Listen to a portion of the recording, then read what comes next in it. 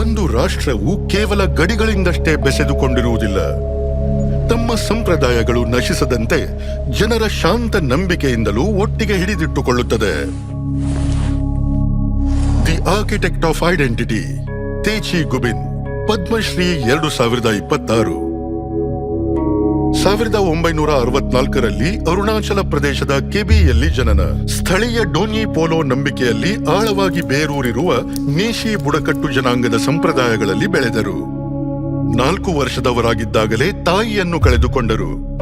ಖಿನ್ನರಾಗಿ ಮನಸ್ಸು ಹಿಮ್ಮೆಟ್ಟಿದರೂ ಚಿತ್ರಕಲೆಯಲ್ಲಿ ಆಸಕ್ತಿ ವಹಿಸಿಕೊಂಡರು. ಚಿತ್ರ ಬಿಡಿಸುವುದು ಅವರ ಸುತ್ತಲಿನ ಪ್ರಪಂಚದ ವೀಕ್ಷಣೆಯನ್ನು ತೀಕ್ಷ್ಣಗೊಳಿಸಿತು. ಅವರ ಪ್ರಯಾಣವು ತಮ್ಮ ಹಳ್ಳಿಯಿಂದ ಆಚೆಗೆ ಕರೆದೊಯ್ಯಿತು.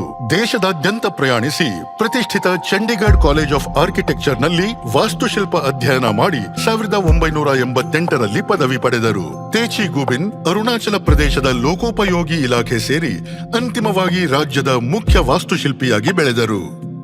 ದಶಕಗಳ ಕಾಲ ಅರುಣಾಚಲ ಪ್ರದೇಶದ ಭೂದೃಶ್ಯವನ್ನು ರೂಪಿಸುವಲ್ಲಿ ಸಹಾಯ ಮಾಡಿದರು. ಇದರಲ್ಲಿ ಸೇರಿದ್ದು ವಸತಿ ವಿನ್ಯಾಸ, ನಗರ ಸ್ಥಳ ಯೋಜನೆ ಮತ್ತು ಸಾರ್ವಜನಿಕ ಮೂಲ ಸೌಕರ್ಯಗಳಿಗೆ ಮಾರ್ಗದರ್ಶನ. ವಾಸ್ತುಶಿಲ್ಪವಷ್ಟೇ ಸಾಕಾಗುವುದಿಲ್ಲ ಎಂದು ಅರಿತುಕೊಂಡರು, ಏಕೆಂದರೆ ಅವರಿಗೆ ಹೆಚ್ಚು ಮುಖ್ಯವಾದ ರಚನೆಗಳು ಅದೃಶ್ಯವಾಗಿದ್ದವು. ಅವು ಜನರ ಸಾಂಸ್ಕೃತಿಕ ಅಡಿಪಾಯಗಳಾಗಿದ್ದವು. ಏಪ್ರಿಲ್ 3, 1999ರಂದು ಜನರ ಒಂದು ದೊಡ್ಡ ಚಳುವಳಿ ನಡೆಯಿತು. ಸಂಸ್ಕೃತಿಯ ನಷ್ಟ, ನಂಬಿಕೆಯ ನಷ್ಟ, ಐಡೆಂಟಿಟಿಯ ನಷ್ಟ. ಜನರು ತಮ್ಮ ದೇಶಗಳಿಂದ ದೊಡ್ಡ ಪ್ರಮಾಣದಲ್ಲಿ ವಲಸೆ ಹೋಗಿರುವುದನ್ನು ಗಮನಿಸಿದ್ದೆ. ನನ್ನ ತಂದೆ ಒಬ್ಬ ಪಾದ್ರಿ, ಜನರ ಉಸ್ತುವಾರಿ ಅವರದು. ನನ್ನ ತಂದೆಯ ಪರಂಪರೆಯನ್ನು ಅನುಸರಿಸಬೇಕೆಂದು ಭಾವಿಸಿದೆ. ಸಾಂಸ್ಕೃತಿಕ ಸಂರಕ್ಷಣೆಯ ಸಂದೇಶವನ್ನು ಹರಡಲು 90ಕ್ಕೂ ಹೆಚ್ಚು ಹಳ್ಳಿಗಳಿಗೆ ಭೇಟಿ ನೀಡಿದರು. ರಸ್ತೆಗಳೇ ಇಲ್ಲದ ಜಾಗದಲ್ಲಿ ಕಾಲ್ನಡಿಗೆಯಲ್ಲಿ ಮುನ್ನಡೆದರು. ಅತ್ಯಂತ ದೂರದ ಹಳ್ಳಿಗಳನ್ನು ಉಳಿಸುವುದು ಗುರಿಯಾಗಿತ್ತು. ಸಮಸ್ಯೆ ಗಡಿ ಪ್ರದೇಶಗಳನ್ನು ತಲುಪಿದೆ ಅಂತ ಕಂಡುಕೊಂಡರು. ಯಾವುದೇ ಹಿಂಜರಿಕೆ ಇಲ್ಲದೆ ತಮ್ಮ ಸೇವಾ ಕಾರ್ಯ ಮುಂದುವರಿಸಿದರು. 4 ದಶಕಗಳಲ್ಲಿ 600ಕ್ಕೂ ಹೆಚ್ಚು ಡೋನ್ಯಿ ಪೋಲೋ ಸಾಂಸ್ಕೃತಿಕ ಕೇಂದ್ರ ನಿರ್ಮಿಸಿದರು.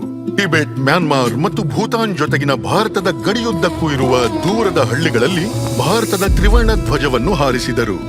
ಗಡಿ ಜನರ ಉಪಸ್ಥಿತಿ, ಘನತೆ ಮತ್ತು ಸ್ಥಿತಿಗತಿಯನ್ನು ದೃಢಪಡಿಸಿದರು. ಅವರ ಅದ್ಭುತ ಪ್ರಯತ್ನ ಜನರ ಗಮನಕ್ಕೆ ಬಾರದೇ ಹೋಗಲಿಲ್ಲ. ಇದು ಒಂದು ಟೀಮ್ ವರ್ಕ್. ಇಂತಹ ಪ್ರಶಸ್ತಿ ಸಿಗುತ್ತದೆ ಅಂತ ಊಹಿಸಿರಲಿಲ್ಲ. ಜನರಿಗಾಗಿ ಕೆಲಸ ಮಾಡುವುದು, ಇತರರಿಗೆ ಸಹಾಯ ಮಾಡುವುದು ಇಷ್ಟ. ಬದುಕಿರುವವರೆಗೂ ಇತರರಿಗೆ ಸಹಾಯ ಮಾಡಿ ಜನರಿಗಾಗಿ ಕೆಲಸ ಮಾಡುವುದನ್ನು ಮುಂದುವರಿಸುತ್ತೇನೆ. ಶ್ರೀ ತೇಚಿ ಗುಬಿನ್, ಪದ್ಮಶ್ರೀ 2026. ಕೋಟಿ ಕೋಟಿ ನಮಸ್ಕಾರ.